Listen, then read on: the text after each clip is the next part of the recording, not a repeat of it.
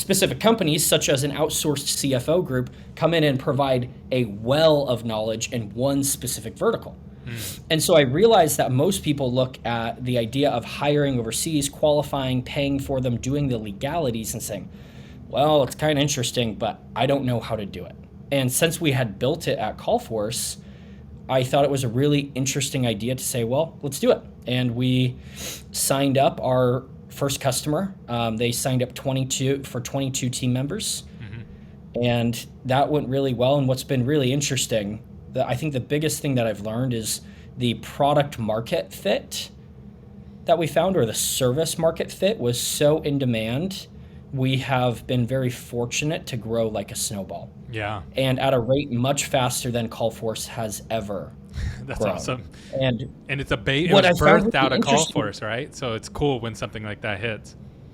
What I found so interesting is if you can spend the time to get your product market or service market fit down, I mean, it makes those headbutting experiences for much easier because you're solving the growth. And we were very fortunate to almost roll our way into a problem, but I really now am a big believer of take your time, do the due diligence, make sure there is a great product market fit. And if you nail that, then you're just nailing and scaling the systems going forward, or else you're constantly pushing forward, adding and gaining new customers, and almost plateauing. Yeah, and full transparency, I've obviously watched you from a distance doing all the things that you're doing. It's been awesome to watch, but I've also used your services and it's went really, really well. And I've referred a bunch of people to you and they've all loved it and said, this is the most amazing thing ever.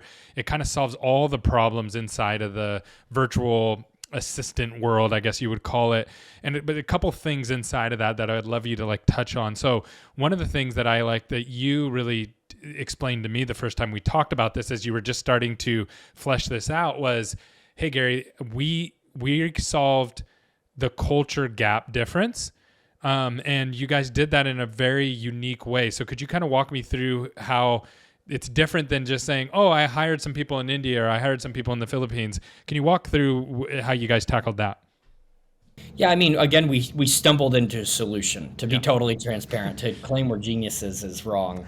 But we engaged in a partnership with BYU, which is out of the state of Utah. And so the majority of team members that we hire have graduated and gone to a university. So they understand the nuances of the United States. They understand cultural differences or cultural norms, which are actually large issues when outsourcing in other parts of the world.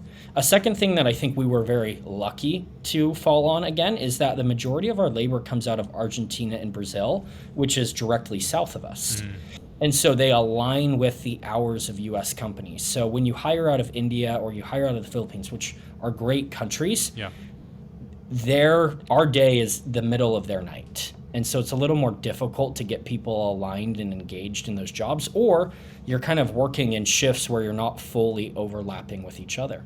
And so those two almost stumbled into solutions have made it much better. The final thing that I think we stumbled into is that outsourcing in India and the Philippines is very normal. When you hear of, oh, I've hired a virtual assistant,